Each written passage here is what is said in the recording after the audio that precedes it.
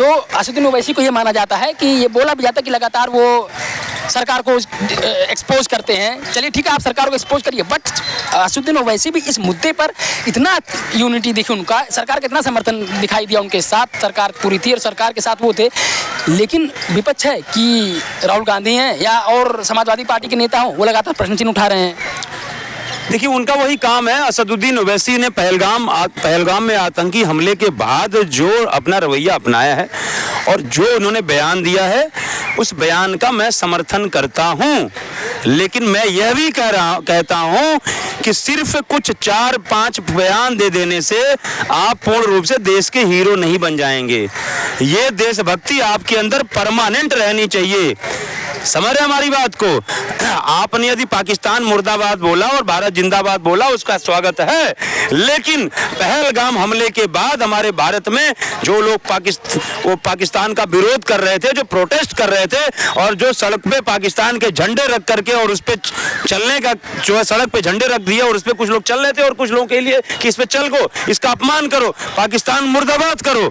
लेकिन यही भारत के कुछ लोगों ने उस झंडे को उठा करके और अपने सीने से लगा लिया।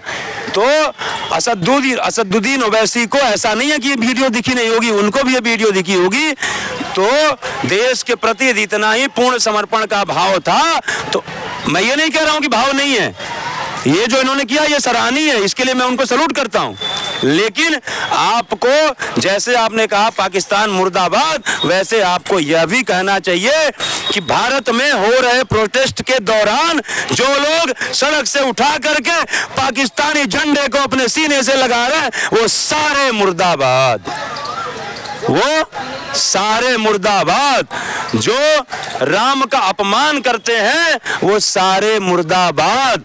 जो सनातन से संबंधित देवी देवताओं का अपमान करते हैं वो सारे मुर्दाबाद। या वो किसी भी मजहब धर्म पंथ का अपमान करते हैं वो सारे मुर्दाबाद।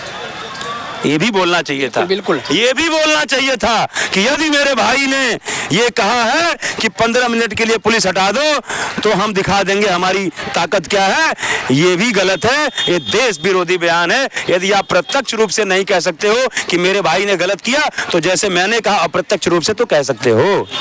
आपने ये बयान दिया था कि मोदी जी अपने सत्ता के ताकत के दम पे अयोध्या में राम मंदिर बनवा दिए, जब हम सत्ता में आएंगे, ताकत में आएंगे, तो इसको तोड़ करके मस्जिद बनाने का काम करेंगे। क्या ये देश प्रेम का बयान है? जो देश हिंदुस्तान ये माना जाता है कि हिंदुस्तान हिंदुओं का, इसलिए बयान दिया कि वहां मस्जिद, बाबरी मस्जिद थी, है और रहेगी, इंशाअल्लाह हम आने वाली नस्लों को, पीढ़ियों को बताएंगे। तो आप अभी भी जो है वो राम मंदिर अयोध्या में जो बना है, अभी भी आप नहीं, दिल से नहीं चाहते कि वहां मंदिर बने, तो क्या ये देश प्रेम का बयान है? अब एक प्रश्न और आता है कि राहुल गांधी लगातार कह रहे हैं कि कांग्रेस में वो शेर और शेरनियां हैं जिन्होंने 1971 में पाकिस्तान में आंख डालकर पाकिस्तान के 2 टुकड़े किए, और उस समय कांग्रेस के जो यूएस के जो प्रेसिडेंट थे उनका एक नहीं सुना और हमने 2 टुकड़े करके पाकिस्तान को उनकी औकात दिखा दी। तो मतलब आपने किया तो ठीक है, लेकिन जो आपने नुकसान भी किया 1948 से लेकर 1962 में, उसके बारे में तो आप नहीं बोल रहे हैं। आप ये बताइए, 1971 में 2 टुकड़े किए, बांग्लादेश बनाया, पाकिस्तान बनाया ना, भारत को क्या लाभ मिला? उसका बल्कि नुकसान ही भारत को हो रहा है। लाभ क्या मिला? बांग्लादेश अलग बनाया, पाकिस्तान अलग बनाया। इधर से पाकिस्तान आतंकवादी गतिविधियां कर रहा है, उधर बांग्लादेश जो है वो क्या कहते हैं कि वो घुसपैठियां करवा रहा है। इस रास्ते आतंकवाद आ रहा है, उस रास्ते घुसपैठिए आ रहे हैं। सही बात क्या फायदा हुआ देश का? 2 टुकड़े करने से क्या फायदा हुआ? जो हमारे देश की सेना ने अपना शौर्य दिखाया, युद्ध लड़ा, उनके 93,000 सैनिक घुटने टेक दिए, जिनकी पतलू में आज भी हैं, टंगी हुई हैं, क्या फायदा हुआ? उनको हराने का क्या फायदा हुआ? आपने पीओके लिया, आपने अपनी जमीन को बढ़ाया। आपको तो उस समय लाहौर और पीओके और लाहौर और तमाम ऐसे वो ले लेने चाहिए थे जब पाकिस्तान पूरा सरेंडर कर दिया था। सरेंडर से बड़ी और क्या बात है भाई साहब? सरेंडर कर दिया तो आप जो चाहो वो करो। वो तो हमारे पास एक मौका था जिसको हमने दिया। आपने क्यों नहीं लिया पाकिस्तान जो है अपना पूरा हक क्यों नहीं लिया जो उस समय हमारा था, जो पाकिस्तान कब्जा किया हुआ था? आज आप कहते हो इंदिरा गांधी होना सबकी बस की बात नहीं है। जब उस समय 93,000 सैनिक समर्पण कर दिए थे, पूरा पाकिस्तान परास्त हो गया था, उस समय आपने पीओके क्यों नहीं लिया? आज आप पीओके की बात कर रहे हो। यही मौका था पीओके लेने का। इससे बड़ा दोहरा चरित्र और क्या हो सकता है?